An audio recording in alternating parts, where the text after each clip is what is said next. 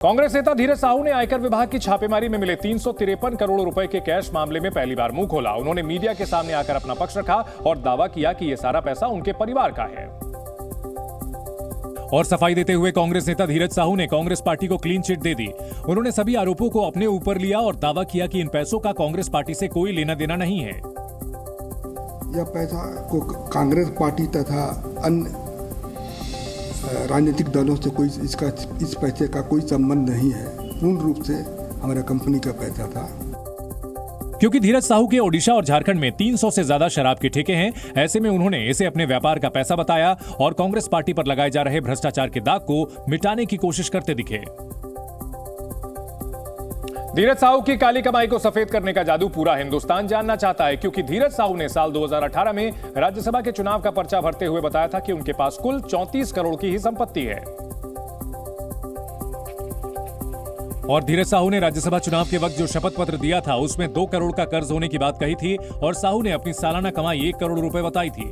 लेकिन 5 साल में धीरज साहू ने किस जादू से 34 करोड़ को 353 करोड़ रुपए कर लिया, इसका जवाब रेड मारने वाली आयकर विभाग भी तलाश रही है। लेकिन साहू ज्यादा कुछ बताने को राजी नहीं है। जो भी पैसा मीडिया के माध्यम से मेरा दिखाया जा रहा है वो सारा पैसा मेरा नहीं है। यह पैसा मेरे परिवार तथा अन्य संबंधित फर्मों का है। 5 साल में 34 करोड़ कैसे 353 करोड़ हुआ, ये सवाल बना हुआ है, क्योंकि अगर 5 साल की कमाई 1 करोड़ के हिसाब से जोड़ दे तो संपत्ति करीब 39 करोड़ होनी चाहिए। अगर इसमें 7% का ब्याज भी जोड़े तो यह आंकड़ा 50 करोड़ से ऊपर नहीं पहुंचेगा। तो फिर सवाल उठता है कि कांग्रेस सांसद के यहां नोटों का पहाड़ कैसे जमा हो गया। वहीं एक सवाल यह भी उठता है कि क्या धीरज साहू ने शराब के धंधे में हेराफेरी की थी, क्योंकि धीरज साहू ने सामने आकर कांग्रेस पार्टी को क्लीन चिट तो दे दी, लेकिन कहीं ना कहीं इस बात को भी माना कि यह उनकी कमाई का पैसा है। लेकिन सवाल अभी भी यही खटक रहा है कि उन्होंने इतना ज्यादा पैसा अपनी अलमारियों में क्यों भर रखा था, क्योंकि अगर ये उनकी कमाई का पैसा था तो वो इसे बैंक में भी जमा कर सकते थे। हम लोग शराब का व्यवसाय में तकरीबन हम सोचते हैं कि 100 साल से भी ऊपर हो चुका है और इन 100 साल में हम लोगों ने सरकार को काफी कुछ किया है। साहू की सच्चाई सामने लाने के लिए इनकम टैक्स विभाग की टीम साहू ग्रुप के 5 साल के खातों को खंगाल रही है।